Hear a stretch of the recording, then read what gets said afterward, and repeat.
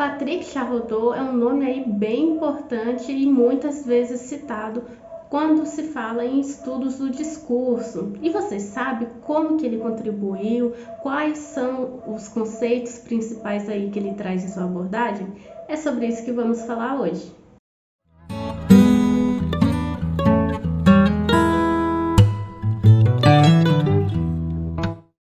Oi gente, eu sou Amanda e bem-vindos ao canal Leve Letras. Esse é mais um vídeo da série Estudos do Discurso, Linguagem Prática Social, em que cada vídeo aí vem um autor diferente, para falarmos sobre os estudos discursivos. Já falamos de Bakhtin, Althusser, Péchet, Foucault, Lacan, enfim, diversos autores que de alguma forma contribuíram para esses estudos tão importantes. A playlist está aqui e também vou deixar aqui embaixo para você ver os vídeos anteriores. E lembrando, toda essa série é embasada nos capítulos desse livro aqui, Estudos do Discurso, Perspectivas Teóricas, organizado pelo professor Luciano Amaral Oliveira, tá? Então, para fazer uma leitura mais profunda, ver outros aspectos, aqui é um vídeo curto, não dá para falar tudo de cada capítulo, compre, porque ó, é maravilhoso, tá todo marcadinho aqui já. E eu vou deixar o link dele aqui embaixo. Comprando nesse link aqui você não paga nada mais e ainda ajuda na produção de conteúdo aqui do canal Leve Letras, tá bom?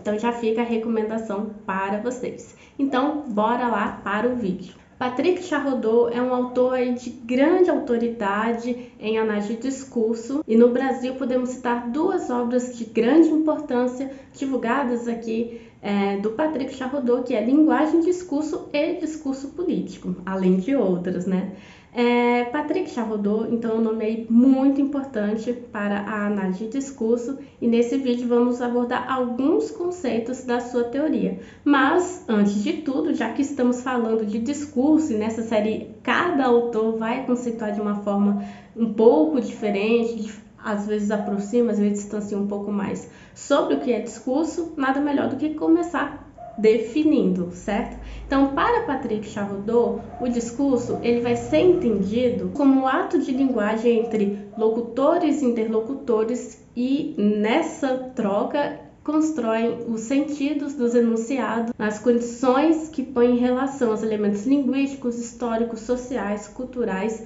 nessa produção de sentido, Ou seja, o discurso é esse texto situado em um contexto, em suas condições de produção e de reprodução. Isso é importante, Às vezes a gente pensa muito na produção de discurso, mas e sua reprodução, como que isso circula, É importante lembrar disso também. E um dos aspectos que sempre está ali presente nas teorias discursivas é a questão da determinação. Seriam as condições sociais, históricas, culturais que determinam os sentidos ou o próprio usuário da língua em sua subjetividade que vai atribuir sentido ao que é dito? Na tentativa de conciliar uma teoria do discurso que concilie as estruturas objetivas, sociais, culturais, históricas e também os elementos linguísticos, o sujeito, falante, ouvinte, nessas práticas discursivas, Charrodot propõe dois conceitos importantes na sua teoria, que são contrato de comunicação e estratégia discursiva. De forma sucinta, há teorias da linguagem que vão abordar mais para um ponto de vista, podemos dizer, mais estrutural, mais formal, sistemático, em que se analisa a língua pela língua, o funcionamento dos elementos linguísticos na frase, no texto, e outras que vão além do linguístico, traz aspectos extralinguísticos, históricos, culturais, condições de produção para analisar a produção de sentido ali pelo sujeito falante, ouvinte, pelo locutor. E essas teorias, métodos, lógico, têm abordagens diferentes, metodologias diferentes,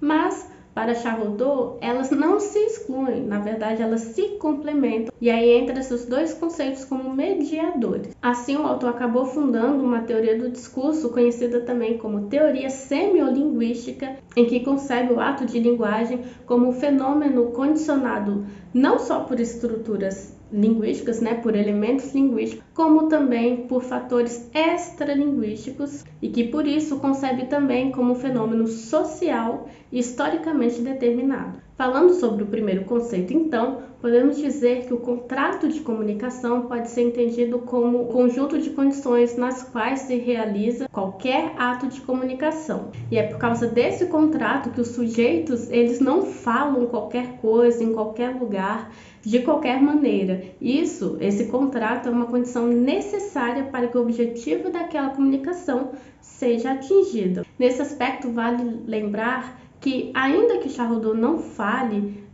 pelo menos aqui, a partir do capítulo desse livro, de Paul Grice, a gente pode ver que há uma influência sim de Paul Grice aqui na contribuição para a teoria semilinguística. Se você não lembra, Paul Grice é o autor que falou sobre o princípio de cooperação e as implicaturas conversacionais. Já tem um vídeo dele aqui no canal. Vou deixar aqui nos cards para que você possa assistir depois. Então, o contrato de comunicação designa certos condicionantes na construção de sentido dos atos de linguagem. Já o segundo conceito de estratégias discursivas diz respeito a outros aspectos da interação que o conceito de contrato de comunicação não permite vislumbrar. E aqui a gente entra, então, nos aspectos extralinguísticos que vão influenciar também na construção de sentido. Dessa forma, a noção de estratégia discursiva repousa na hipótese de que o sujeito comunicante não fala sem motivo, mas concebe, organiza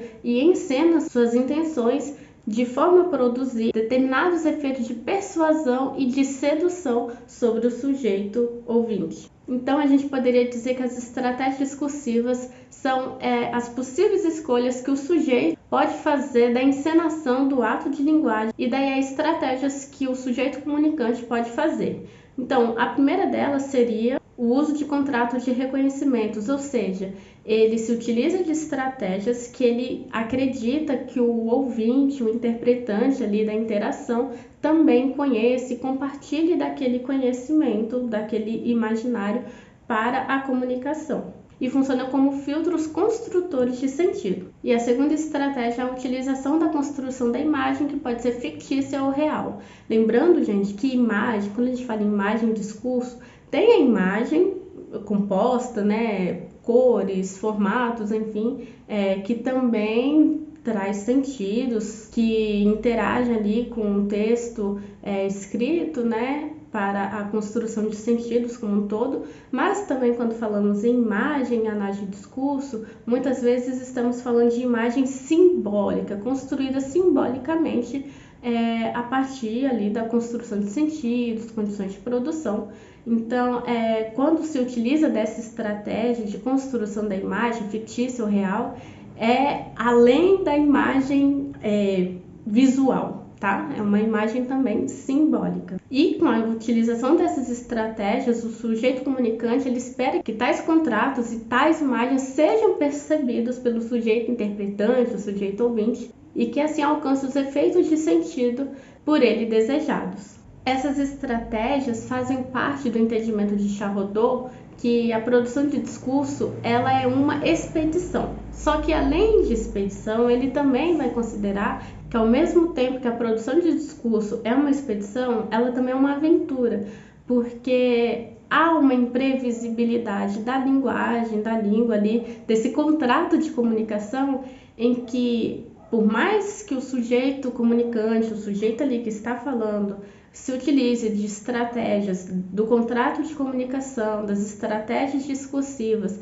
para tentar chegar no efeito de sentido que ele queira, muitas vezes isso é falho, não tem como garantir 100% de certeza que aquilo será atingido. Isso pode se dar por diversos fatores. Um deles, por exemplo, é quando o sujeito ouvinte ali, né, o sujeito interpretante, ele talvez não tenha o conhecimento ali do contexto sócio-histórico para o surgimento daquele ato comunicativo, que vai prejudicar, né, e não será atingido o efeito de sentido desejado pelo sujeito comunicante. E é aí exatamente que reside, vamos dizer, as limitações do contrato de comunicação. Essa imprevisibilidade reforça que o caráter teórico que afirma que a língua é algo neutro cai por terra, né? A língua ela não é transparente, mas nem por isso devemos ignorar as estruturas sintáticas e os elementos lexicais. E ao construir um caminho aí, então, que vai conciliar essa determinação do contexto sócio-histórico, mas também considerando fatores, elementos linguísticos, a estrutura sintática, Charrodot contribuiu para os estudos do discurso político. Aliás, tem um livro com o nome Discurso Político, né? Já foi falado aqui no vídeo, e que vai ajudar a observar como isso se demarca, como faz essa construção de imagem. Aliás, para ficar mais nítido que estamos falando de algo construído pela língua, como se dá esse imaginário, essa troca de papéis nessas relações no discurso político. Essas são as contribuições trazidas aqui de Patrick Charrodot, lembrando que no capítulo do livro você tem mais detalhes e até análise feita, muito interessante, então recomendo a leitura novamente. E se esse vídeo te ajudou de alguma forma, curte, se inscreva no canal, compartilhe com os amigos. Tchau!